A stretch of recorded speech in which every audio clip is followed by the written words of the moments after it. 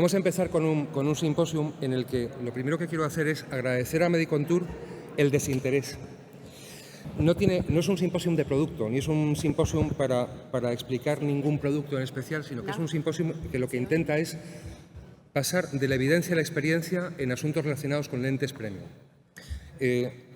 Gracias, como digo, a Medicontour AVI y gracias a la doctora Cabanás, al doctor Cano y al doctor Sánchez Cañizal por acompañarme y por aportar sus casos y su experiencia.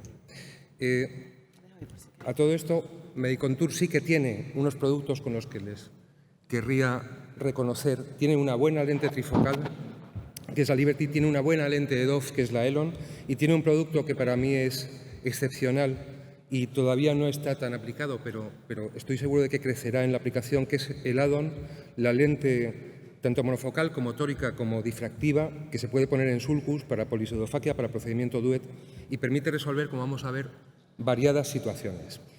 Nuestro objetivo con las lentes es ofrecer mejor calidad de vida a nuestros pacientes. Vamos a dividir el simposio en 4 partes. La primera habla de comorbilidad y limitaciones a los resultados óptimos con lentes premium. Vamos a hablar de resolución de problemas y de cómo manejar los casos de insatisfacción con lentes premium. Vamos a ver casos clínicos y vamos a ver algún que otro vídeo con resolución de complicaciones. Como introducción, este es un extracto de un artículo que es un consenso de la ESASO en cuanto a lentes premium, que lo primero que reconoce es que hay una controversia importante, porque es difícil disponer de evidencia suficiente para hacer una recomendación sistemática. Seguimos aportando datos, pero el consenso, la opinión y el estudio siguen siendo fundamentales. Y tenemos en la cabeza, y los datos lo desmienten, que con las lentes multifocales se ve peor y con las lentes multifocales no se ve peor. Tanto es así que este es un artículo del año 96 que habla que con todas las lentes hay, cierto, con las lentes multifocales o monofocales en este caso, hay fenómenos disfotópsicos y más aún con cualquier tipo y entidad de catarata. La catarata más pequeña produce más disfotopsia que una lente multifocal. En cuanto a tecnologías disponibles, cuando vemos comparaciones entre lentes, las lentes trifocales, panfocales, EDOF, son lentes que tienen un continuo de mecanismos y que tienen un continuo de manifestaciones. Todas ellas tienen fenómenos disfotópicos, todas ellas tienen la posibilidad de librarse de las gafas en un porcentaje y, como vemos en este artículo, que es muy interesante, la satisfacción no solamente va ligada a la independencia de las gafas, la calidad y, sobre todo, el acuerdo y la expectativa juegan un papel muy importante. Y si comparamos lentes EDOF y lentes monofocales Plus, pasa lo mismo. Las lentes EDOF también pueden tener fenómenos disfotópsicos, las lentes monofocales Plus mucho menos. Todas ellas pueden librar de las gafas y el porcentaje de satisfacción puede ser en todas ellas óptimo, sobre todo si acordamos con el paciente qué es lo que va a ocurrir. A todo esto lo que hacemos es estratificar en cuanto a diferentes características. Aquí vemos unas características que vamos a mirar para llegar a un algoritmo con el que vamos a indicar las lentes. Vamos a ver asuntos de exploración, cómo es la córnea, cómo es la mácula, cómo es la pupila, cómo son las diferentes partes de los ojos, qué puntos de partida tienen los pacientes y cuáles son sus condiciones, y de acuerdo a eso vamos a estadiar, a estratificar y a indicar diferentes lentes a diferentes pacientes. Con esto no entramos, pero este es mi algoritmo de indicación de lentes actual. Con eso dividimos a los pacientes en pacientes a los que se puede poner cualquier tipo de lente, se puede poner alguna lente en concreta, vemos puntos de corte, que es lo que ahora vamos a hablar. Y vemos también los diferentes puntos de partida y qué circunstancias tenemos en cuenta para la elección de las lentes. Igual que con la cirugía del cristalino transparente. El cristalino transparente también hay casos que vamos a operar, casos que no vamos a operar, casos en los que esperamos diferentes situaciones y diferentes resultados, y según esos conceptos que tengamos vamos a tener más o menos éxito, tanto en ojos normales, en ojos de cristalino transparente refractivo, como en ojos patológicos a los que también se puede hacer cirugía del cristalino transparente. En cuanto a la comorbilidad y la limitación, vamos a ir parte por parte. Para mí una clave muy importante es el punto de vista, el punto de partida refractivo. El paciente es miope, el paciente es hemétrope, el paciente es hipermétrope, es completamente diferente. Si ponemos una lente de DOF a un paciente hipermétrope que va a ganar cosas que no ha tenido antes, como visión de cerca, como si la ponemos a un paciente miope que ha visto perfectamente y va a tener que aceptar una pérdida que tiene que comprender antes de implantar. En cuanto a los requisitos de las lentes trifocales, en principio, que son las más exigentes, exigen 4 cosas, que son fundamentalmente una mácula íntegra, una córnea regular, un ojo seco que no se agrave y una pupila que sea funcionante y no sea extrema. ¿Qué os parece a vosotros? ¿Tenéis algún límite topográfico en cuanto a calidad de la topografía, en cuanto a límites de aberración esférica, de aberración de alto orden, en cuanto a CAS que os corte la indicación de lentes o que favorezca la indicación de lentes? Sí, a ver, la clave yo creo que es lo que tú has dicho, no podemos tener astigmatismo irregular, merma muchísimo la calidad de visión y para mí las aberraciones no deberían estar por encima de 0,4. Eso es mi límite. Fenomenal. Pues en esos parámetros también nos movemos nosotros, teniendo en cuenta que siempre hay que considerar que es muy importante la superficie ocular y la influencia de ella en los parámetros tomográficos, que a veces nos puede conllevar alguna duda o error si no tenemos controlado previamente la película lagrimal. Fenomenal. Jorge, ¿tienes algún punto de corte en el que digas con esta aberración esférica no pongo una lente multifocal? Yo creo que los que has puesto tú, que son los que solemos tener por normales, una aberración esférica por encima de 0,6, una aberración de alto por encima de 0,3, todo lo que se salga de la norma es hablarlo con el paciente, pactarlo antes, explicarle lo que puede influir. Y el ojo seco, yo creo que la superficie, tanto por mediciones, resultado refractivo como posoperatorio, probablemente sea algo delicado. Absolutamente. Lo que vemos es que los límites de aberración esférica que están publicados no son fijos. Se habla de 0,6, de aberración de alto orden de 0,300 a 0,500 micras. Y en cuanto a las CAS hay controversia, tampoco hay un límite fijo. Se habla de 42-40 de límite bajo. Yo creo que 42 es un límite excesivo y con 40 y menos pueden estar los pacientes bien, considerando que lente pongamos, y de CAS alta se habla de 48, pero es lo mismo. Son resultados que se pueden pactar con los pacientes y la limitación no es estricta. En cuanto a cirugía refractiva previa, ¿tenéis una contraindicación específica cuando el paciente está operado de cirugía refractiva corneal?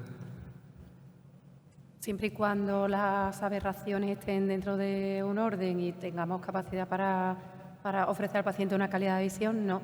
Yo creo que en realidad en todos estos ítems no hay nada radicalmente ¿no? impuesto, sino que en cada caso hay que personalizarlo y barajar todos los parámetros que...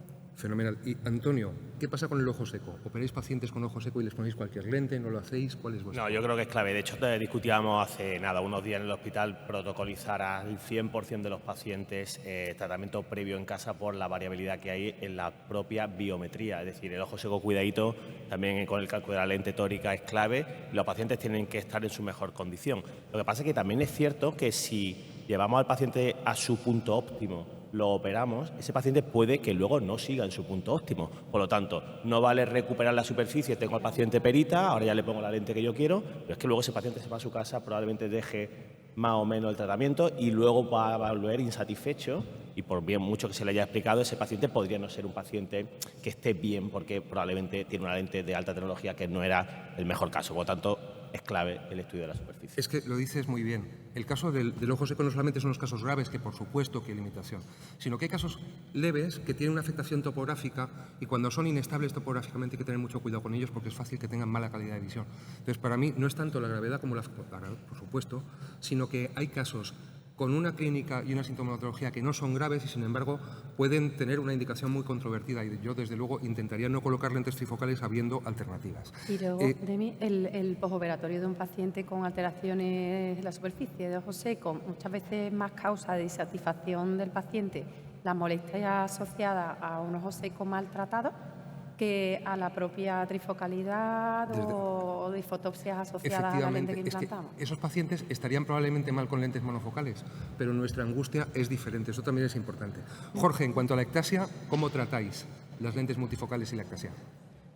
Yo personalmente, si sospecho una ectasia corneal, también un poco por la posibilidad de que puedas tener un error refractivo del retoque. Creo que estación grande desde mi punto de vista.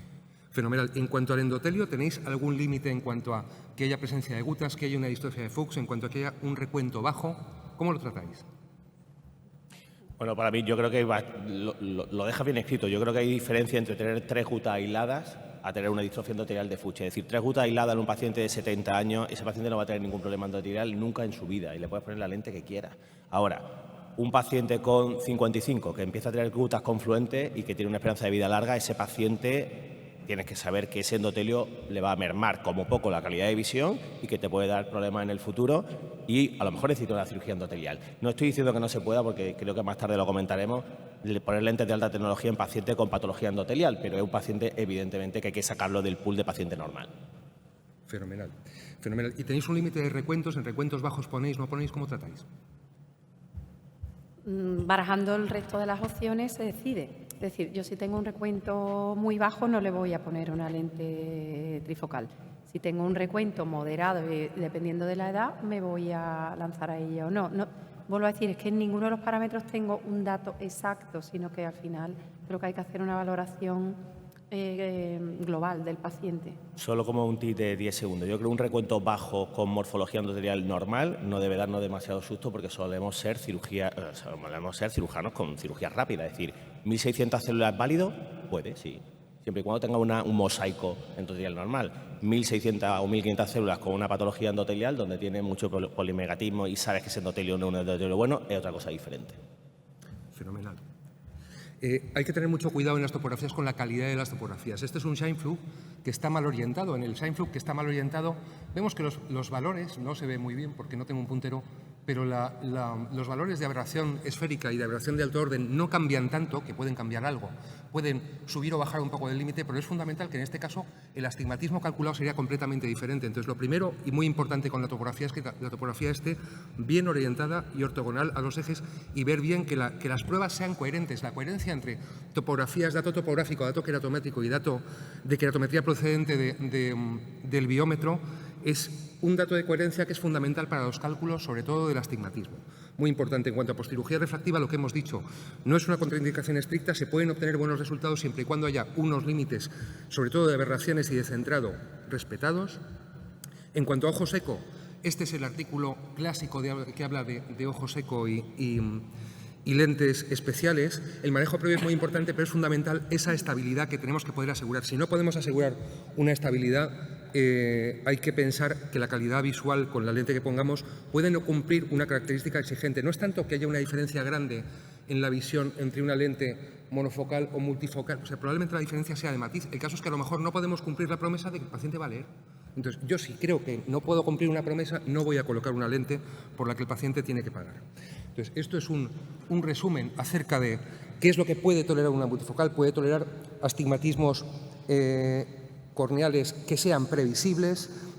Hay que mirar las topografías bien, los párpados, la superficie de los ojos en conjunto, la aberración, una ectasia muy estable que no tenga una afectación central irregular.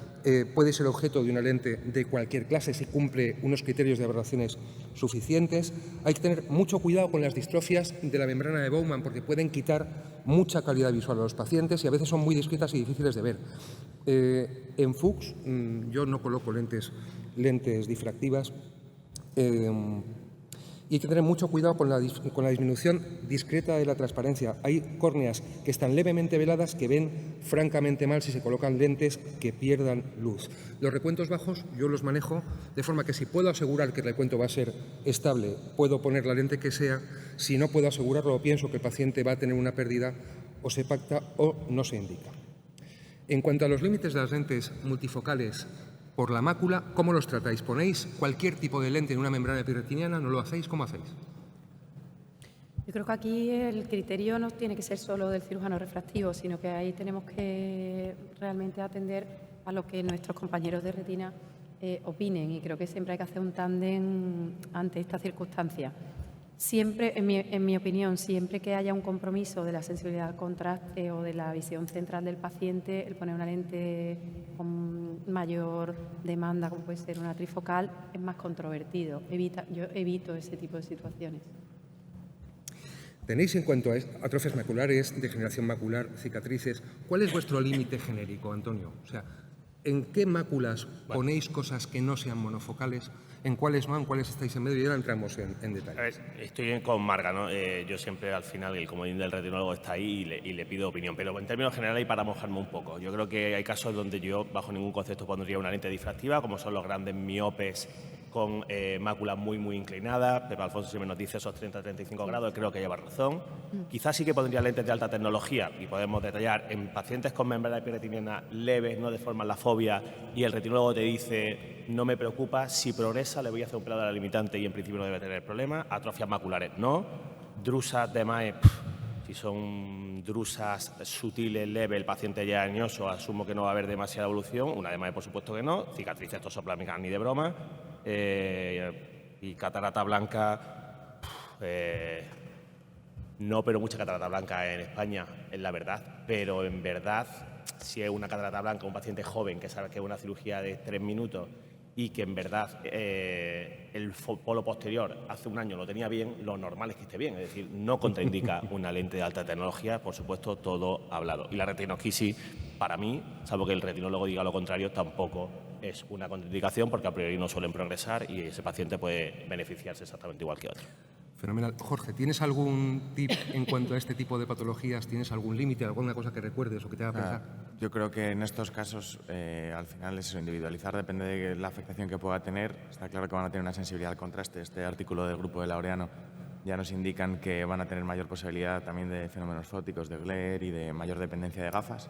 Entonces, si es un caso bueno, digamos, lo que estaba hablando ahora Antonio, planteárselo, ver las expectativas que puede tener el paciente y, por ejemplo, en el caso de cataratas blancas que no me había fijado, yo creo que se puede, también pactando con el paciente, pues, también en la posibilidad de que el cálculo sea menos preciso al ser una ultrasónica, asumir luego que vas a tener más probabilidades de retoque y si hubiera algo, un recambio. Fenomenal. Sabiendo un poco ya las salidas que puedas tener antes de entrar. En cuanto a las membranas epiteliales,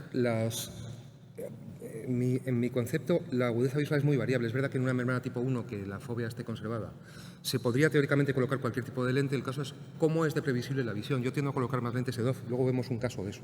En atrofias maculares, por supuesto, una atrofia grande y una atrofia areolar no son caso de discusión.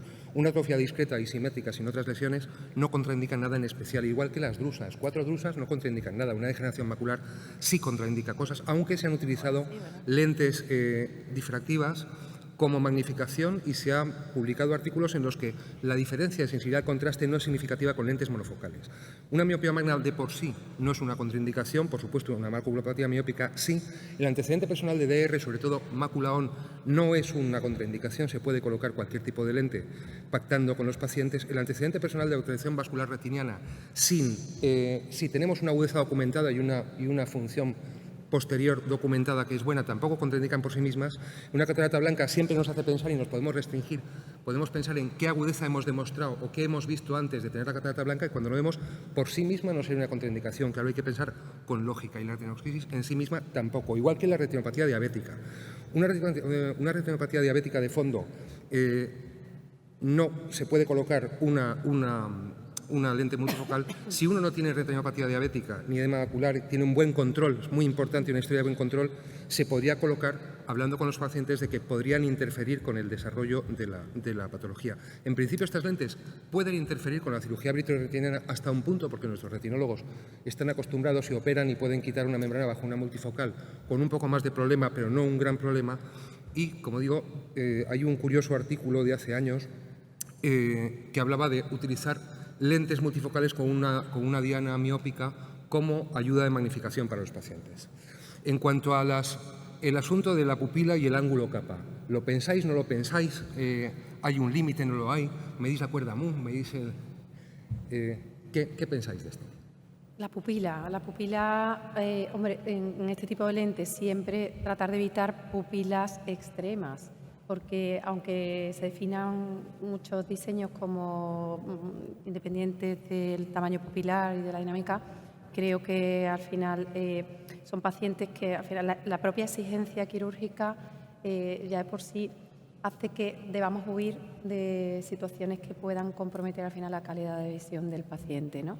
Yo no tengo un límite estricto, una pupila por encima de 4,5 o por debajo de 2,5, pero sí asociado al resto de las pruebas, pues voy a siempre a optar por la opción más segura para el paciente, que en este caso va a ser una pupila normal. Y en cuanto al ángulo capa, creo que donde más nos va a generar un problema va a ser en las potencias extremas, especialmente en los hipermétropes altos, que puedan además tener otro tipo de patologías asociadas ya, como estrabismos o demás. El resto de los casos, el ángulo capa, con toda mi opinión, creo que nos influye menos en el día a día de lo que del temor que podemos tener inicialmente a la hora de indicar una trifocalidad. Eso es. En cuanto a las pupilas, fíjate que mi mayor temor es a la pupila muy pequeña, fundamentalmente con las lentes EDOF. En las lentes EDOF, las lentes EDOF que que funcionan con tecnología de frente de onda, con pupilas menores de 2 milímetros pueden dar un conflicto. Entonces hay que asegurarse de tener de 2 a 2,5 por encima para colocar y sobre todo tener una buena función pupilar, que es muy importante. Las pupilas grandes pueden pueden afectar a la calidad hasta cierto punto. Si el límite 6 sería 7, está más abierto. En cuanto al ángulo capa, hay muchos artículos controvertidos. Parece ser que sí, hay un límite hacia los 0,6, 0,5 de cuerda Mu, que podría afectar a la calidad visual, pero es un límite que no se ha llegado a comprobar. O sea, hay muy poca evidencia asociada todavía. Hay muchos artículos y poca evidencia. Y en cuanto al glaucoma, con glaucoma colocáis cualquier lente, no colocáis cualquier lente. Yo creo que el paciente con glaucoma depende también del glaucoma que tenga. Glaucomas preperimétricos, pues la sensibilidad al contraste que pueda tener ese paciente probablemente sea buena o muy buena. Y ahí pues se pueden plantear, yo creo que todas las lentes. A medida que vaya siendo peor la patología del paciente, pues obviamente el criterio más restrictivo, rango extendido o una monofocal. Por ahí va la cosa. Las lentes multifocales pueden presentar una agudeza conjunta mejor que las monofocales y mejor agudeza cercana, pero es verdad que pueden perder sensibilidad al contraste. No es lo mismo tener un glaucoma estable con un buen nervio, con un buen campo, que tener un defecto central en cuyo caso los pacientes con glaucomas más que moderados pierden luz y no les conviene perder más luz con lentes que les pongamos. En la práctica, las lentes multifocales artefactan la perimetría y artefactan algo la OCT, y la clave está en valorar la estabilidad, la intensidad y la localización de los defectos. Se pueden colocar lentes EDOF y monoEDOF con mayor tolerancia. Las monoEDOF se pueden colocar en todos los glaucomas, aún con afectaciones centrales pequeñas, y pueden aportar un rango. Luego vemos un caso que he traído preparado para eso. En cuanto a pseudofoliación, cataratas traumáticas, cuando no podéis asegurar la estabilidad, ¿cómo funcionáis? ¿Una pseudofoliación leve lo ponéis, no ponéis en ninguna?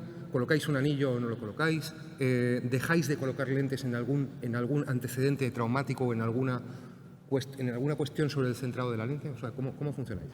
Yo creo que sí que deberíamos mirar un poco al futuro y deberíamos intentar ser conscientes de que las lentes pudieran no durar toda la vida. Cada vez se operan cristalinos en pacientes más jóvenes y, de hecho, hay como en el mundo del retinólogo, como todo el mundo que está pasando, que hay un montón de sacos que están no aguantando, ¿no? Y incluso no se sabe si es la propia cirugía, si son las prostaglandinas o qué pudiera estar pasando. Por tanto, yo soy bastante conservador quizás en esto. En pseudofoliación no pongo lente difractiva y tiendo a poner lente monofocal de 3 piezas, pero no pongo al 100% de los pacientes anillo intracapsular. Y una catarata traumática, salvo que sea un trauma que ha roto la cápsula anterior del cristalino y que no me desestabiliza nada, a priori no sé qué te refieres con trauma. Si es un trauma que ha roto el saco, no le voy a poner una lente de alta tecnología. Si es un trauma que solo ha roto la cápsula anterior, por ejemplo, pues no veo problema. Claro, es que esta es una cuestión que es muy interesante, porque con el paciente no solamente cuenta el momento en que le pongamos una pseudofoliación hasta moderada, le podemos colocar una lente multifocal y que hoy vea. El tema es qué va a pasar si se descentra una lente, si se le cae el fondo, hasta qué punto es posible centrar una lente sin tiltar sutura del sulcus. O sea, ¿vosotros creéis que se puede colocar una lente y asegurar el centrado y que no tilte una lente que se ha caído al fondo? Yo creo que si hay una evidencia clara de que hay una inestabilidad zonular, no está indicado poner una lente que dependa tanto su rendimiento del centrado que tenga.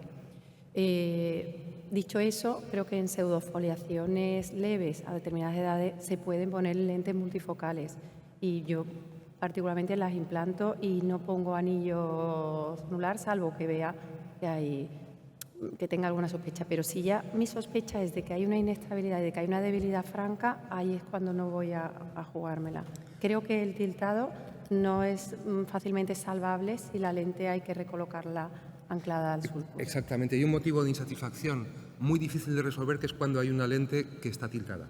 O sea, cuando hay cualquier tipo de alteración celular o de vez en cuando se ven pacientes que acuden por cirugías más o menos traumáticas muy insatisfechos por la visión que tienen, porque tienen una lente que está colocada parte en saco, parte fuera, y esos tilts pequeños producen una calidad visual nefasta y son muy difíciles de arreglar. Entonces no podemos prometer a un paciente que cuando recoloquemos una lente va a ver y va a tener una función multifocal correcta. La lente puede estar ahí, pero el paciente puede que no pueda cumplir la función para la que en teoría la estamos poniendo. Maybe un tip solo. El tiltado también es muy importante en las contracciones de la cápsula anterior. Es que recientemente tuve un caso que me hizo un síndrome de contracción de la cápsula anterior con una trifocal en una chica joven, y automáticamente pierden una visión, aparece un astigmatismo interno muy importante, pierden muchísima calidad de visión, y es un tema a tener muy en cuenta también cuando se hace la cirugía por el tema de la rexis y el control de la inflamación postoperatoria. Eso es una circunstancia muy interesante y además hay algún caso de eso después, si nos da tiempo,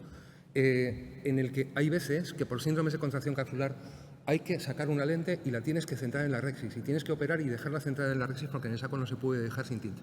O sea, hay casos en los que puede ser así y son casos que si no, no tienen solución visual porque las aberraciones internas que producen no tienen solución.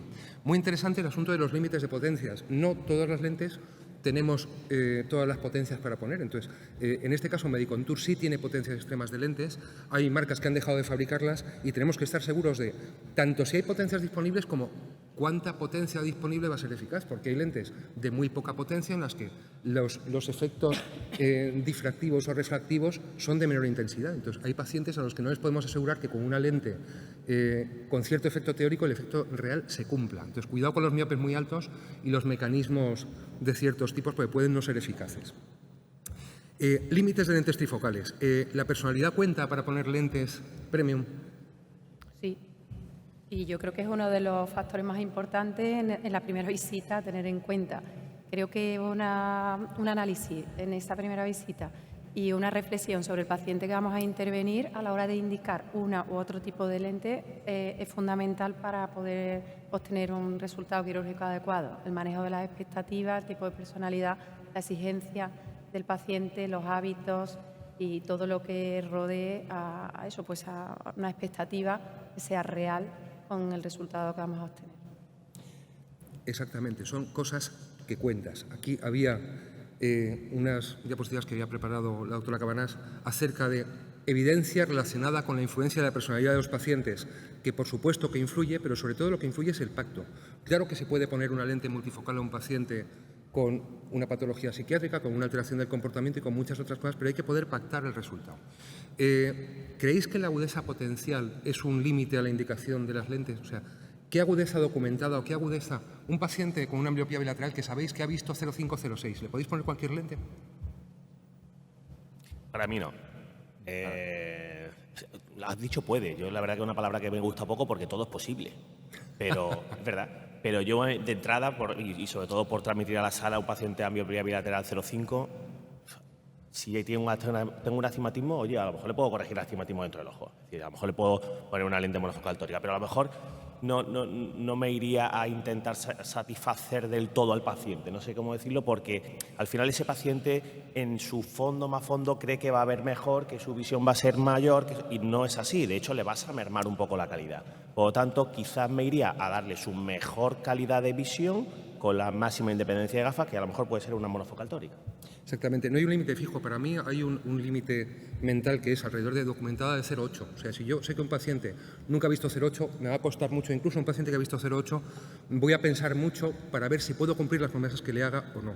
No hay que prejuzgar, pero hay que tener cuidado con operar a gente que ha visto 0,5 y tiene una ambliopía bilateral porque pueden ver mal y que la expectativa no se vea satisfecha. En cuanto a ambliopías y estrabismos, en ambliopía la bibliografía que hay de lo que habla es de que no está demostrada ninguna merma. Yo creo que hay que ser muy cautos con la ambliopía y luego en ambliopías profundas no tiene mucho sentido colocar lentes de alta adición, pero la bibliografía de lo que habla es de que las lentes difractivas bilaterales, incluso las EDOF bilaterales, no producen ninguna merma. Incluso en las ambliopías meridionales, las lentes tóricas pueden mejorar la capacidad visual que los pacientes han tenido antes. Y en cuanto a la actividad, lo mismo, hay actividades. Las actividades preferentes de los pacientes cuentan tanto como las características físicas o la profesión o más. La gente que utiliza pantallas valora mucho las lentes EDOF. La conducción es un tema muy largo porque se puede colocar una lente multifocal difractiva a un paciente conductor frecuente, pero tiene que saber y hay que tener mucho en cuenta que es muy diferente en ojos óptimos de no óptimos y el paciente tiene que saber que va a haber un halo organizado que se va a reducir durante un año entero, pero por supuesto que en esos casos las lentes monofocales plus o EDOF pueden proporcionar una visión nocturna que sea mejor. La casa, el deporte, la pintura, la música. Es clásico el caso de los músicos que valoran mucho las lentes EDOF porque su distancia de trabajo y de funcionamiento es completamente intermedia. Y la sensibilidad al contraste y la visión nocturna son asuntos extremadamente importantes. Hay una frase que a mí en la consulta siempre me gusta mucho oír, que es: no me importa llevar gafas, porque yo he visto bien de cerca, porque soy miope, a mí no me importa una gafa. Bueno, total, los pacientes tienen que saber qué es lo que va a ocurrir. Los pacientes no van a conservar lo que tienen. Los pacientes están acostumbrados a ver, un miope está acostumbrado a ver de cerca. Si le ponemos una lente que no conserva la visión de cerca, hay que explicárselo muy bien o el paciente estará sistemáticamente insatisfecho. Los pacientes tienen que saber las consecuencias de las gafas progresivas, que un paciente para poder utilizar una gafa progresiva tiene que tener una buena posición física, que de mayores los accidentes existen y que eso de que nos da igual es una cosa que hay que hablar muy bien antes en la consulta. Eso de que las gafas progresivas tienen una calidad visual que sabemos que es regular y en muchas cosas es peor que la de las lentes multifocales, producen aberraciones y todas estas cosas los pacientes las tienen que saber. Este es un artículo que hablaba de la diferencia en accidentes entre lentes y en concreto cuando los pacientes llevan gafas progresivas. Y vamos a dos temas ya muy cortos. Mix and match hacéis. ¿Ponéis lentes de diferentes tipos en diferentes ojos?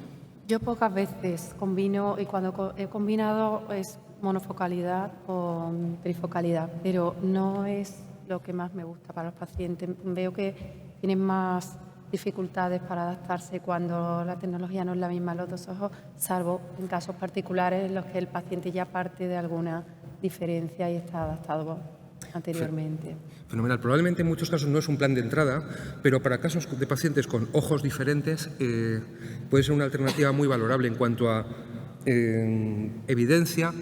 Hay evidencia de que hay artículos que hablan de que colocando una lente trifocal en el ojo no dominante y una EDOF en el dominante puede tenerse una mejor calidad visual lejana y una conjunta suficiente y la satisfacción de los pacientes es buena. Yo solamente utilizo esto en casos en que los ojos son distintos, pero no hay un problema específico en mezclar una lente monofocal con una multifocal. O sea, si los ojos, cuenta más la calidad visual esperada del ojo que vamos a operar y ahí son combinaciones que se pueden hacer y vamos a ver algún caso en el que se pueden hacer.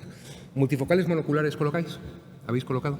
Yo sí que he colocado algún caso y luego hay un trabajo muy interesante del grupo de Baviera que la satisfacción del paciente es muy alta en los dos grupos, tanto trifocal en los dos como trifocal en uno, pero es más alta la satisfacción y la mayor la independencia en los dos ojos. Aunque yo en hemétrope, que lo que busca es independencia de gafa, impactándole, algún caso, pocos, y buena experiencia en ese sentido.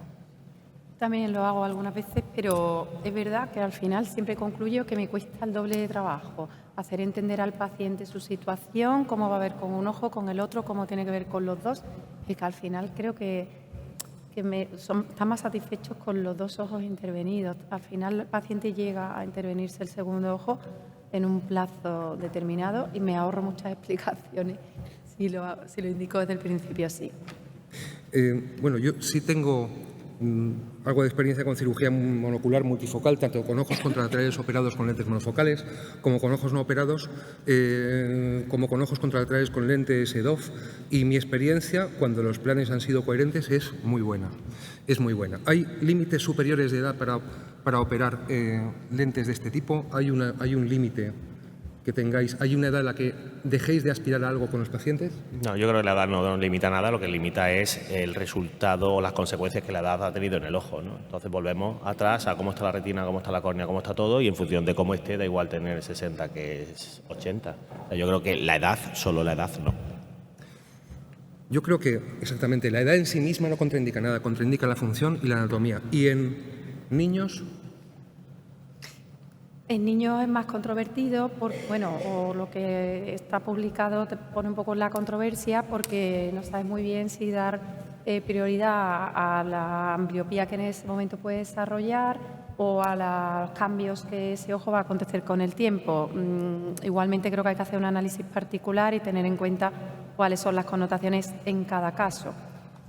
Nada es o todo o nada, es decir, no hay una contraindicación absoluta, diría yo, en este momento. No la hay. El caso es que las multifocales en niños no han demostrado utilidad y la inestabilidad refractiva yo creo que es una cuestión muy importante por la que ahora mismo no hay mucho argumento para colocarlas. Lo que sí podemos hacer es multifocalizar operados monofocales con las lentes Adón y luego veremos algún caso. Y por último, ¿hacéis cirugía del cristalino transparente? ¿Cuándo la hacéis? ¿O cuándo no la hacéis, más bien? ¿Qué casos de cristalino transparente no operáis? Probablemente el más sencillo de responder es el miope joven. Nosotros el cristalino transparente, desde luego por debajo de los 50 años intentamos no operarlo, en hemétropes intentamos no operarlo y todo eso depende porque es diferente en ojos normales y en ojos patológicos. Hay ojos que se operan por motivos de seguridad en los que yo, que no opero cristalino transparente por debajo de los 50, 55, 60, tengo por operar a una paciente de 38 años que tiene una miopía de 22 dioptrías, solamente no puede llevar lentillas porque tiene 500 células por las lentillas. Solamente puede corregir en gafas 16 de las 22 dioptrías, con lo cual se queda miope de 6 y no puede salir de casa. Entonces le voy a hacer un cristalino transparente monofocal, en este caso. Pero, quiero decir, todas estas cosas pueden... este es el algoritmo nuestro que habla de cuáles son las características del cristalino transparente que se puede operar. Tenemos en cuenta mucho el punto de vista refractivo y tenemos mucho en cuenta el punto de partida de la edad y la anatomía que se tenga. Y, por supuesto, no es igual operar un ojo porque el paciente viene a quitarse las gafas que cuando tenemos un ojo con una cámara muy estrecha, con un glaucoma. Hay varias circunstancias por las que la cirugía hay que recomendarla, aunque el paciente pueda no ganar visión operándose. Esto en cuanto a la primera parte. Ahora vamos a entrar en una parte, ¿no? Y vamos a hablar brevemente de insatisfacción y de manejo de la insatisfacción en las lentes premium. Brevemente, yo creo que lo más importante de todo es hablar con los pacientes, no crear expectativa y pactar. Si pactamos resultados y tenemos tiempo de silla, podemos llegar a conclusiones y podemos llegar a unos resultados que son totalmente diferentes. Mis advertencias clave hablan de que no hay lente perfecta, que los halos no se quitan, pero que se reducen y que tienen una importancia relativa, que cuando uno se coloca una lente multifocal difractiva tiene que elegir, hay unas distancias de preferencia a las cuales se va a tener que acostumbrar. Un miope de 5 dioptrías no va a volver a leer a 20 o a 15 centímetros sin gafas, va a tener que alejarse, que hace falta utilizar buena luz para leer porque con mala luz los pacientes van a ver mal, y que las complicaciones son infrecuentes pero existen, no hay que valorizar y hay que tener en cuenta el plan de salida y advertir a los pacientes de que hay un porcentaje de retoques, cada uno el que tenga, aunque también no hay que privar a los pacientes de advertirles de las ventajas que pueden tener en sus casos las lentes multifocales. Hay que contar las dos partes. ¿Tenéis alguna advertencia imprescindible? ¿Hay algo que no dejéis nunca de decir cuando operáis un paciente? Yo una frase que siempre les digo es cualquier otro aspecto del cuerpo humano, que prometamos tener 20, 25 años es imposible, que nos gustaría, pero por eso lo que les pones de la perfección, ¿no? Yo creo que teniendo unas expectativas reales lo entienden. Yo siempre le digo que voy a tratar de hacerlo lo más independiente posible de las gafas, con el ojo que tienen, con la edad que tienen, que nunca, o sea, no me puedo comprometer a lo que muchas veces te demandan nada más entrar, que es voy a no usar gafas nunca más en la vida para ninguna circunstancia. No, pero sí le transmito lo positivo que es en su circunstancia, con su edad, con su graduación, poder pasar a otra en la cual se va a encontrar liberado en muchísimas circunstancias.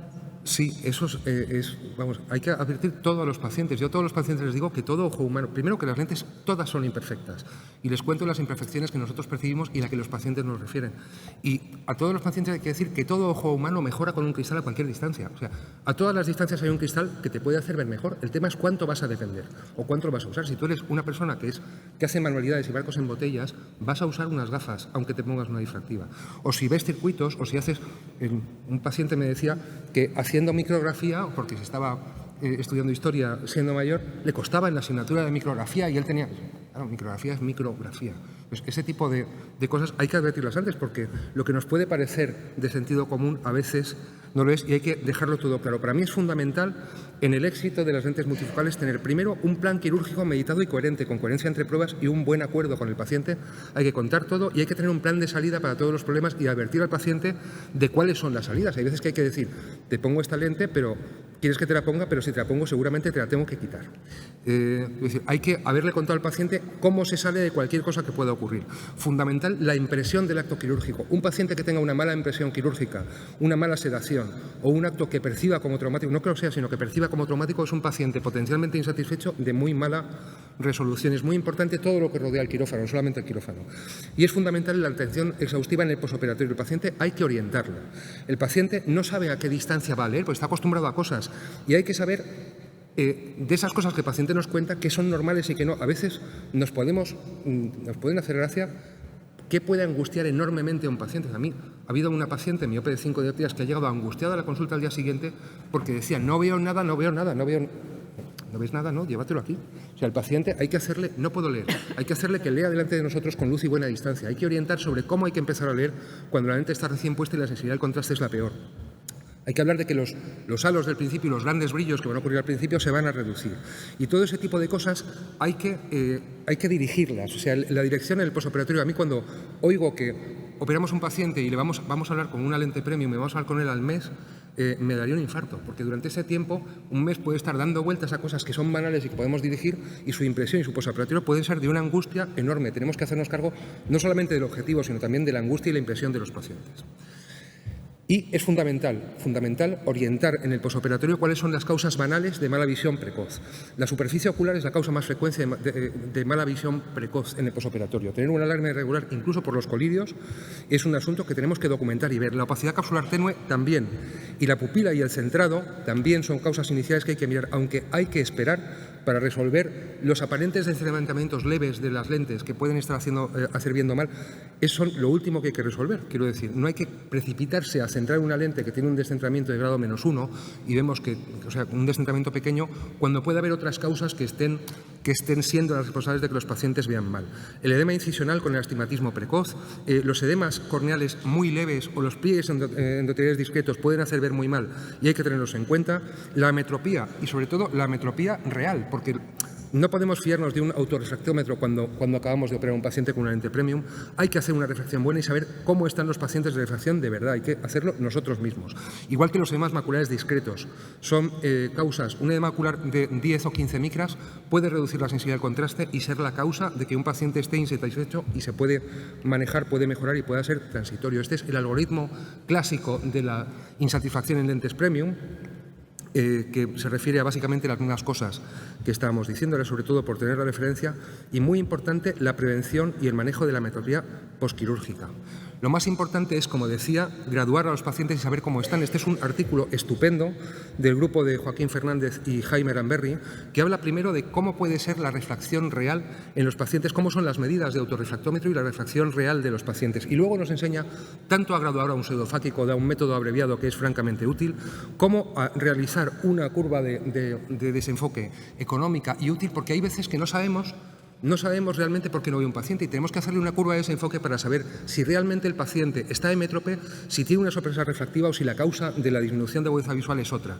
Es un artículo que recomiendo porque es muy útil. Yo creo que todos los defectos no hay que retocarlos, hay que retocar los defectos que tienen repercusión en la calidad de vida de los pacientes y repercusión en la visión binocular. Y hay que tener cuidado porque se puede complicar un caso por corregir lo que no se debe. Y hay dos herramientas fundamentales, que son el excimer y las lentes Adón. El excimer, que es lo más utilizado y se puede utilizar, por supuesto, hay que tener cuidado con él porque solamente con la alteración transitoria de superficie y el ojo seco que puede producir, puede interferir con la calidad visual durante un tiempo. Pero este es un caso que tuve en la consulta antes de ayer. Es un caso de un retoque sobre una IPCL difractiva.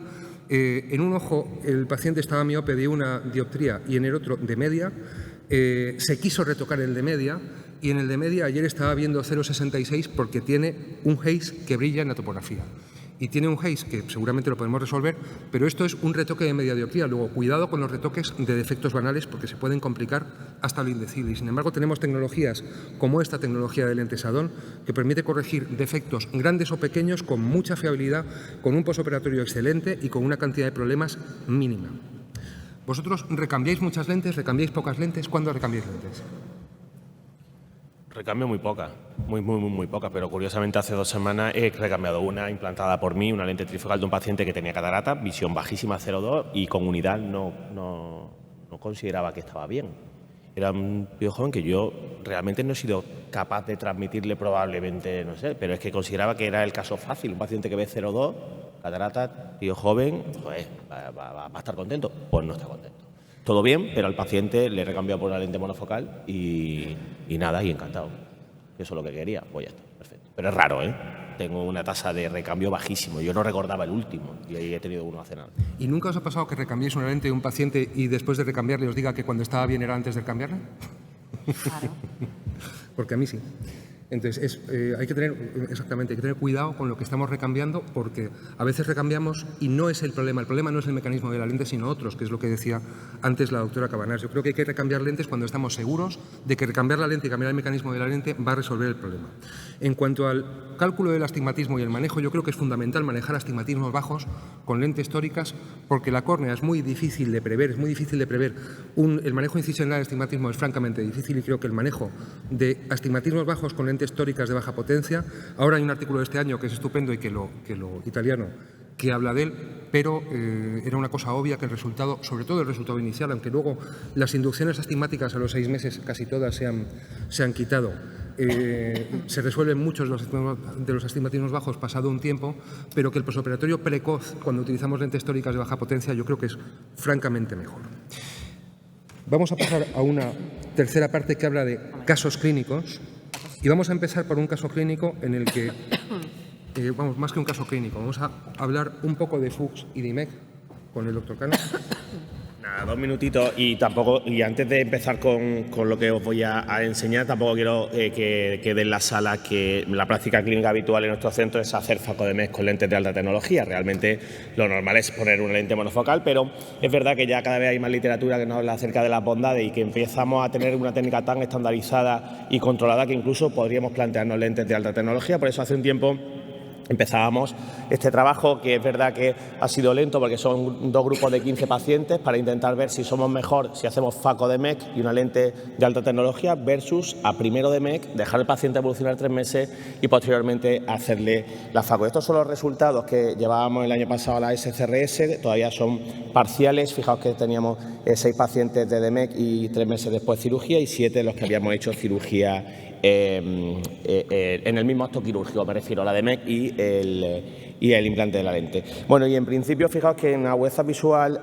corregida teníamos ahí un 0,64 frente a 0,60, corregida 0,94 frente a 0,82 y un equivalente esférico en el primer grupo, donde hacemos la cirugía en el mismo acto de DMEC y FACO, 0,65, mientras que allí teníamos 0,75. Por lo tanto, realmente las conclusiones, ¿cuáles eran? Y no quito mucho tiempo.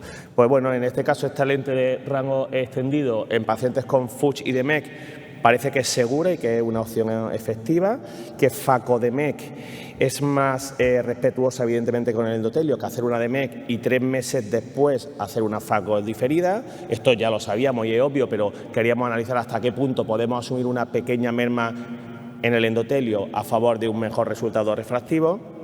Y que si hacemos FACO 3 meses después de la DMEC, bueno, pues no nos hace más predecible en cuanto a esfera y astigmatismo, es decir, que realmente no tenga tanto sentido esto que teníamos en mente de hacer la cirugía posteriori, comprometemos el endotelio y realmente refractivamente no somos tan buenos. Y bueno, y como última conclusión, que bueno, las lentes no difractivas podrían ser una opción segura en este tipo de pacientes. Siempre, por supuesto, no podemos hablar a los pacientes de los mismos resultados o extrapolar los resultados de un paciente normal si vamos a hacer una cirugía endotelial, porque sabemos que la cara posterior se mueve, la cara anterior también, vamos a generar una deshidratación importante de la córnea y evidentemente desde el punto de vista refractivo no seremos tan buenos. Pero bueno, hay que dar dicho, el estudio ya está acabado y está en vías de publicación, los resultados son bonitos, difieren un poquito de esta primera parte que teníamos cuando el estudio había llegado a su 50% y si tenemos suerte y no nos demora mucho los revisores, esperemos que pronto vea la luz y podremos mostrar los resultados finales a todos. Gracias. Vamos a ver rápidamente algunos casos. Este es un caso que tiene que ver con el anterior en cuanto que es una paciente de 58 años con una cámara muy estrecha que quiere operarse si es posible de una catarata que le han diagnosticado y si es posible no usar gafas. El defecto refractivo que tiene es de 6,5 y 5,5 de esfera positivo, de hipermetropía, y tiene una hermosa cámara que llega a ser de 2 milímetros y un hermoso endotelio que en el ojo derecho es de 1.100 células y en el izquierdo de 673. En estos casos, mi elección inicial, esta es una foto del endotelio con su distrofia, tiene una morfología que es completamente anormal. Mi elección es colocar una lente mono EDOF que a la paciente le procura una calidad visual en la que no hay interferencias por pérdida de luz. La paciente ha llegado a unas agudezas visuales que rondan del 0,8 a la unidad, no pierde endotelio si operamos con cuidado, y la visión cercana que puede aprovechar, dado que el objetivo es levemente miópica, es suficiente para que pueda realizar de cerca la mayoría de las tareas. Es una buena indicación en este tipo de casos, sobre todo en altos hipermétropes. Y este es un caso que es un caso muy querido para mí, porque es un paciente al que en realidad no le pasaba nada, pero ha sido de los peores casos en consulta que yo he tenido nunca. Es un paciente que tiene una hipertensión o un glaucoma preperimétrico, un paciente hipermétrope leve que tiene... Es curioso porque con un defecto refractivo muy similar hay uno de los ojos que llega a corregirse bien, cuando se corrige llega a ver la unidad, pero siempre en agudeza espontánea está francamente por debajo. Y es que yo creo que hay que tener cuidado con los ojos no dominantes, con los ojos con ambliopías leves, porque responden mucho más tarde en la cirugía y tienen un posoperatorio que si empezamos por él puede ser muy tormentoso, por lo cual yo siempre empiezo a operar en cirugías bilaterales por el mejor de los ojos, porque creo que el posoperatorio es más seguro y es mucho mejor tolerado. El caso es que este paciente, durante un par de años de seguimiento, tenía una hipertensión intraocular tratada con un colirio, llegó a operarse de cataratas por demanda suya con una agudeza visual de alrededor del 70-80%, se opera el primer ojo, el que al parecer es dominante sin ningún problema, llega a ver la unidad enseguida, y cuando se opera el segundo ojo a los 15 días, el paciente ve muy mal de lejos, llega a ver 0,85 con una sensación nefasta y de cerca ve 0,2. Y miramos todas las partes, miramos la córnea, miramos la mácula, miramos la pupila, miramos la lente, está todo bien y está todo centrado y el paciente tiene una sensación muy mala. Llegamos a hacer una capsulotomía precoz por si hay algún resto pequeño, algún pliegue que puede interferir. El paciente no recupera visión y le cuesta, llega a visiones objetivamente buenas de 0,85, 0,9 de lejos, pero el paciente tiene una sensación nefasta. Su mujer llega a llorar en la consulta hasta que los pacientes se van a visitar a una hija que tienen en Australia. Y cuando se van a visitar a una hija de Australia, al paciente se le pasa el estrés porque no la veía, se muda de casa y resuelve sus problemas, empieza a ver mejor. Y en el ojo no cambia absolutamente nada. En un momento dado el paciente me solicita el recambio de la lente, yo le digo que me parece una idea francamente mala, pero que si me sigue dando la lata se la voy a quitar y se va a fastidiar porque va a perder. El caso es que después de mucho tiempo y después de pasar por el examen de todas las partes de la córnea, de la superficie, tratamientos de la superficie, por la mácula, por el glaucoma, por todo, el paciente no tenía absolutamente nada que manejar y el paciente llegó a ver a los 3 meses la unidad perfectamente en los dos ojos, llegó a ver de cerca, está muy satisfecho y el otro día cuando estaba operando a su mujer se reía mientras la operaba pensando en lo horrorosa que fue la consulta de su marido, diciéndome que con ella no iba a pasar lo mismo. Quiero decir, ahí cuenta la personalidad, ahí puede contar una ambliopía moderada que puede retrasar la recuperación mucho y cuenta con que hay pacientes con lo que hay que hacer es esperar, no hay que hacer nada, tienen que tener confianza, si al final hay que recambiar se puede recambiar, pero tienen que tener confianza porque su problema se va a resolver y ese es el interés de este caso con un seguimiento después por hipertensión de años y el paciente está perfectamente bien. Y esto es lo contrario, esto es un paciente con un retoque de un defecto refractivo leve, cuidado con ellos, 77 años, un paciente que vive medio año en la República Dominicana, que le operamos y le ponemos una lente trifocal difractiva en los dos ojos, un ojo está hemétrope, el otro tiene una miopía de 0,75, que llega a unas visiones de alrededor de 0,8 de lejos. Yo no recomiendo el retoque, el paciente se quiere retocar, no insiste mucho, pero se quiere y viene varias veces con el asunto y al final hacemos una PRK en el ojo derecho y el paciente, como tenía cosas que hacer, no se pone mucho las gotas, con lo cual produce un absceso corneal, produce un haze alrededor, hace una cicatriz con unas aberraciones tremendas. Esto es después de una ablación topoguiada, el paciente llega como mucho a ver 0,5 y espontáneo 0,24. Ha sido un resultado desastroso. Cuidado con los retoques de los defectos pequeños y, sin embargo, este es un retoque de otro tipo. Hay una paciente que está operada con un caso monofocal, tiene una agudeza de 0,36 espontánea o de 0,30 porque tiene una lente monofocal que está levemente hipermétrope, corregida llega a la unidad y cuando le vamos a operar la catarata del ojo izquierdo yo le digo que se coloque una lente difractiva porque va a haber una diferencia. Se coloca una lente difractiva que queda levemente hipermétrope, se queda en una agudeza visual lejana de 0,85, está muy contenta, de cerca puede ver y me solicita un add-on difractivo para el ojo derecho que se coloca en un momento, es el caso anterior, y se coloca en un momento y la paciente llega a visiones de la unidad y una satisfacción completa porque los pacientes piden colocar una lente difractiva en el primer ojo si se puede con frecuencia y con el add-on es un plan que se puede hacer y yo recomiendo francamente. No se pierde endotelio, es una cirugía fácil, hay que inyectar con cuidado, pero es una cirugía que yo recomiendo mucho. En cuanto a las ectasias corneales, Jorge. Vosotros en ectasias corneales, ¿cómo creéis, o sea, qué creéis que sí se le puede decir a los pacientes que les puede mejorar? Bueno, yo creo que, por ejemplo, en este caso, en las ectasias corneales, yo creo que es valorar la regularidad del astigmatismo, valorar también los diferentes astigmatismos que podemos comprobar por los diferentes equipos, también el refractivo, tener en cuenta lo que podemos corregir con una lente intraocular y en el caso de las ectasias corneales yo creo que las periféricas pues, suelen ser casos más sencillos o que tienen mejores resultados con lentes tóricas. Este era un caso, pues, paciente con catarata, un astigmatismo elevado y que se plantea una lente monofocal tórica. En otros también he implantado una lente en sulcus. No sé si tenéis alguna experiencia que también pues, en patología corneal que pudiera ser no estable en el tiempo, pues también yo creo que puede ser una alternativa en el caso de que haya que realizar otro tratamiento en la córnea. Es reversible.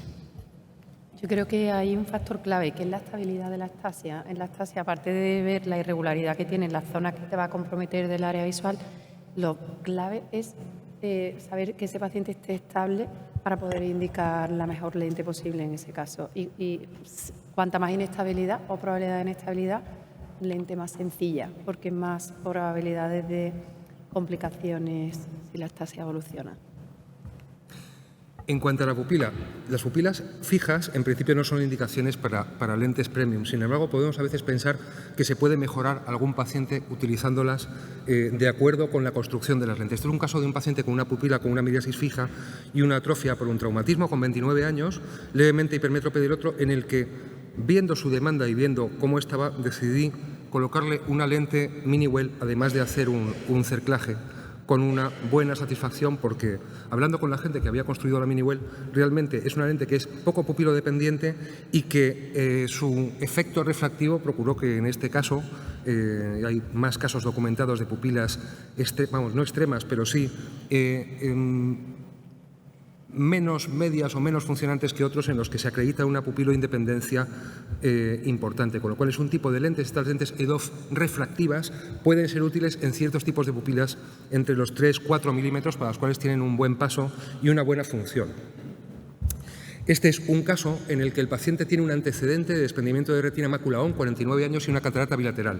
Hablando con él, el paciente era un miope en el que la función de cerca era muy importante. El paciente tiene una agudeza visual documentada de la unidad y una morfología macular perfecta y se decidió colocar una lente difractiva multifocal en los dos ojos de forma secuencial con un resultado muy bueno. Casos de glaucoma. Este es un caso de glaucoma que yo no iba a operar. Tiene un defecto campimétrico que se demostró estable durante mucho tiempo, pero el caso es que podía tener un mecanismo de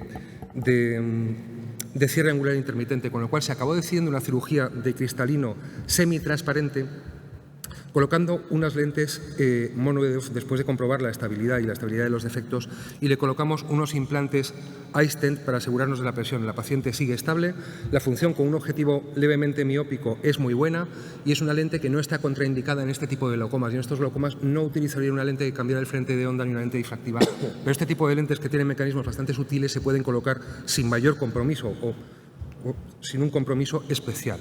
En patología retiniana yo creo que es muy importante estudiar personalizadamente a los pacientes. Las conclusiones son a las que hemos llegado antes. Por supuesto, no crear falsa expectativa, y este es un caso típico nuestro de membrana epirretiniana. Un paciente diabético muy controlado, que no tiene retinopatía ni nada parecido, que tiene una membrana epirretiniana fina y una catarata en los dos ojos, y se decide en el ojo de la membrana epirretiniana fina colocar una lente EDOF difractiva, y en el ojo que no tiene alteración macular una lente difocal trifractiva. Hacemos un mix and match y el resultado es muy bueno. Hay siempre una controversia. Hay factores que pesan para indicar a favor de las lentes, factores que pesan en contra. Tenemos que llegar a un acuerdo y a una conclusión, y en este caso aquí tengo las curvas de desenfoque, que son muy complementarias. Las lentes EDOF difractivas o las lentes EDOF en general con este tipo de membranas se comportan bien. Se hubiera podido colocar una lente multifocal difractiva, posiblemente sin mayor problema, pero yo estoy más cómodo así. Y el paciente ha llegado a una función binocular que es muy buena. Luego se puede hacer un mix and match, es un buen caso para hacer un mix and match. Y este es un caso en el que yo no hubiera colocado una lente difractiva, pero el caso es que alguien se la puso, y era un paciente que tenía una degeneración macular muy leve, con pocas drusas. Se le colocó la lente porque tenía una catarata. El paciente era miope y demandaba la lectura con la menor ayuda posible y poco tiempo después de realizar la cirugía, el paciente tuvo una reactivación. Y después de unas inyecciones intravítreas volvió a tener una agudeza visual razonable, pero el futuro de a estos pacientes no se les puede asegurar que puedan leer sin gafas a la larga. Hay bibliografía que sostiene que se pueden colocar este tipo de lentes, pero yo creo que una lente DOF en estos casos es más segura de colocar y podemos cumplir la expectativa mejor. No se ha demostrado que perjudiquen en absoluto, pero tampoco podemos asegurar que un paciente que tiene una degeneración macular que puede evolucionar va a mantener una función de lectura con cualquier tipo de lente. Y más casos de todas estas cosas, vamos a pasar a un último apartado corto de resolución de alguna complicación con lentes de este tipo. Y la más importante yo creo que es la complicación que tiene que ver con el centrado. Jorge, ¿cómo haces tú cuando no tienes soporte capsular? Bueno, este es un caso un poco de buscar el centrado, lo que decías tú, ¿no? Cuando no tenemos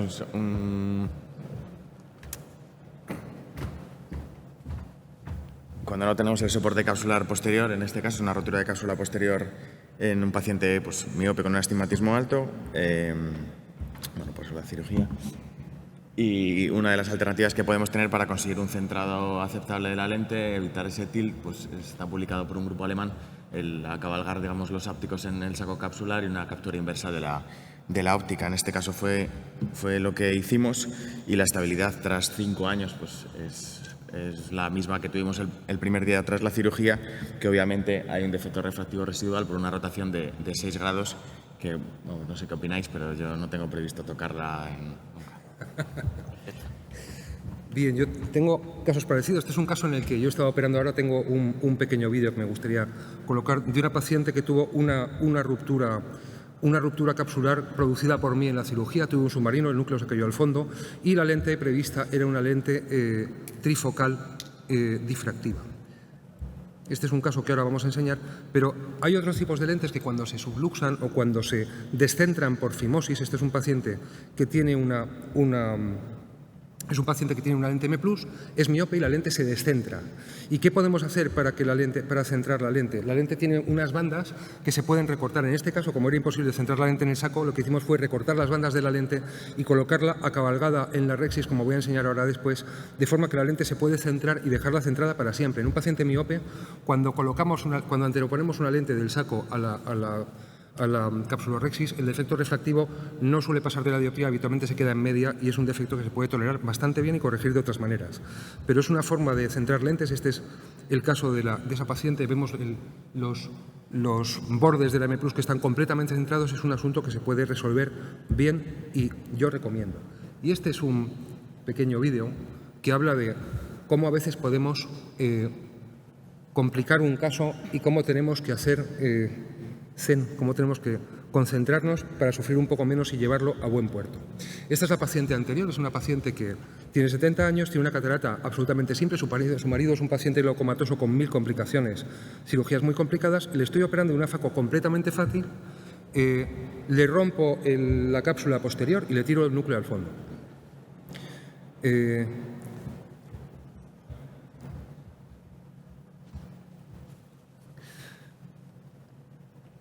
Hay varias opciones para colocar las lentes. En este caso, decido que le voy a dejar la lente colocada. Vamos a intentar colocar la lente y centrarla en la rexis.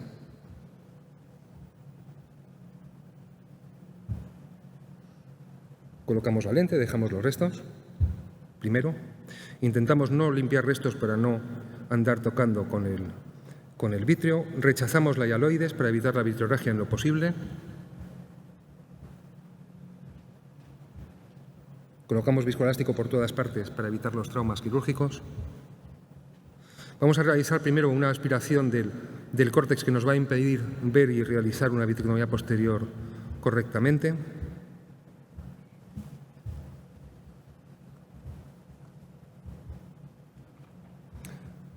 Hay que colocar los ápticos en el sulcus. Estos ápticos en el sulcus se pueden colocar y se pueden colocar sin que haya un problema especial, especialmente si colocamos, los ápticos no dan problema. En estas lentes lo que da problema es el borde de la óptica. El borde de la óptica no se puede dejar en el sulcus y hay que capturarla por la rexis. La paciente tiene mucha paciencia porque estamos con tópica. Esto molesta, lidocaína. Hay que colocar la lente con muchísimo cuidado, mirando que tengamos todos los restos capsulares correctamente. Movimientos siempre horizontales para este tipo de maniobras, para asegurarnos de que ninguna parte de la lente se va para atrás, ni rompemos nada. A veces hay que manejar el iris mejor que los ópticos. Y es el iris el que colocamos por encima para asegurarnos de que la lente está bien en el sulcus y no está pellizcando el iris en la periferia.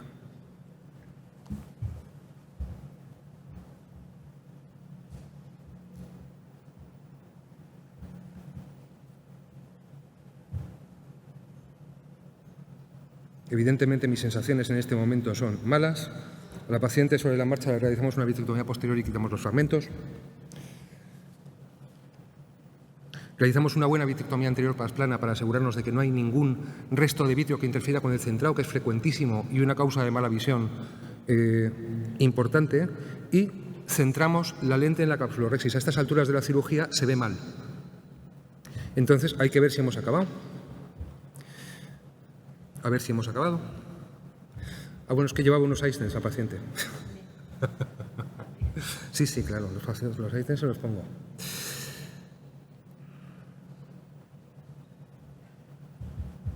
O sea, hay que tener paciencia y concentrarse, porque si no a veces es difícil terminar un caso de este tipo en el quirófano. Y eso con la lente en el sulcus no te interfiere nada, ¿no? No, si está en el sulcus de verdad, no. Si está en el sulcus de verdad, no. Si está pellizcando el iris, sí. Al día siguiente la paciente está miope, tiene astigmatismo, a la semana sigue viendo mal. La lente se va un poco atemporal, no acaba de ver bien. La lente está temporalizada, parece que hay una pequeña brida a la incisión pese a todo. Le damos llaga a la brida no deja centrar del todo la lente. La podemos dejar, retirarnos, dejar la oftalmología, hacerle un láser, colocar un adón, cambiar la lente. Y lo que vamos a elegir es intentar centrar la lente de verdad. Ahora ya vemos. Han pasado unas semanas, la lente, o sea, los restos capsulares ya están un poco más fibróticos, un poco más duros, y es muy importante porque ahora van a aguantar un poco más, muy importante para esto. Y lo que vamos a hacer es terminar esa vitrectomía y acabar de capturar la lente. No hacemos una captura inversa, metemos los ápticos, o sea, metemos la óptica en el saco y dejamos los ápticos seguro en el sulcus, la lente es tórica. La lente es tórica, pero una rhexis del tamaño adecuado puede aguantar bien una lente difractiva tórica y dejarla centrada.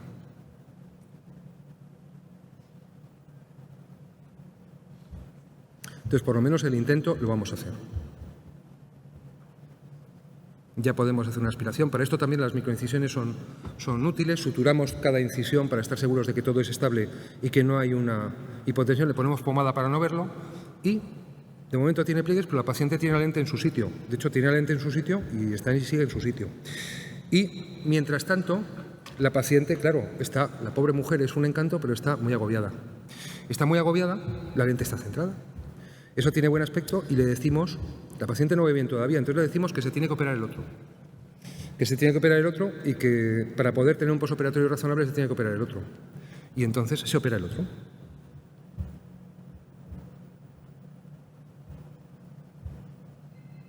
Y no hay que corregir nada. Los defectos refractivos en este momento son todavía aparentes, no hay que corregir nada en absoluto. Operamos el otro ojo conseguimos no tirar el núcleo al fondo, conseguimos que vea bien y ahora ya lo único que hacemos es dejar pasar el tiempo, contener la ansiedad de la paciente y dejar pasar el tiempo.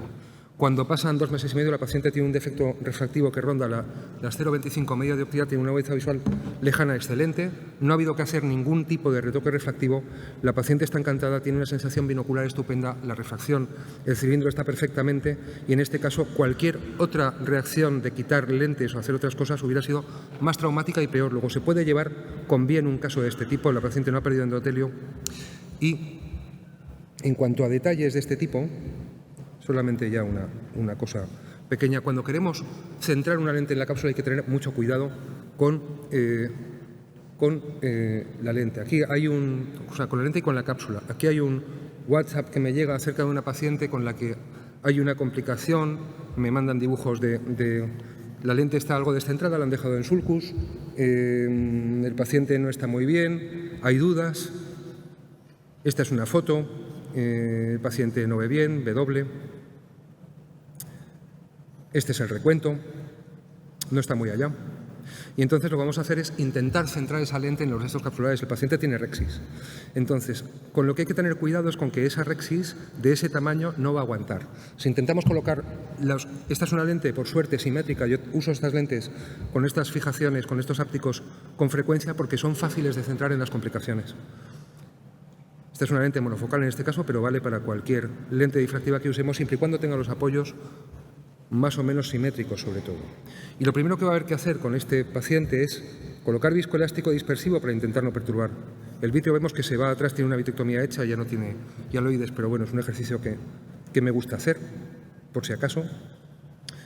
Viscoelástico por detrás, viscoelástico por delante, y hay que hacer una maniobra que es muy importante, que es ampliar la capsulorexis, ampliarla de forma controlada.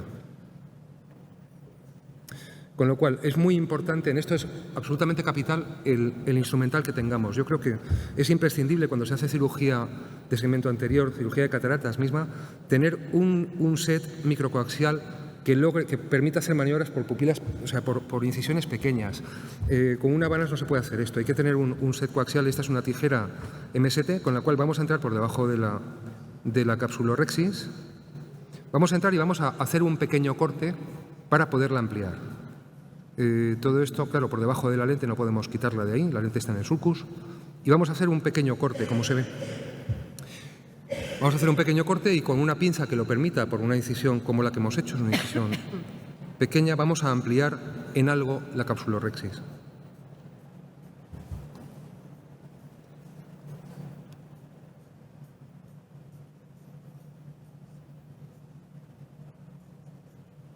Hay que tener un cuidado grande con estas maniobras de ampliación porque si no lo tenemos podemos romper la rexis, que se nos vaya a estropearla. No hace falta que sea simétrica y con esta ampliación sí tenemos suficiente. Tenemos suficiente para poder meter dos ápticos. Vamos a meter dos ápticos debajo, dos ápticos diametralmente opuestos. Dos van a ir debajo de la rexis, dos van a ir por encima y eso va a estabilizar y centrar las lentes. Y esto es lo mismo que hicimos con los pacientes con las M+, a los cuales hubo que cortar las bandas que unen los ápticos para poderlas desplazar de esta manera. Con movimientos horizontales se puede colocar el áptico debajo y dejar la lente centrada y esto resuelve estas complicaciones en adelante.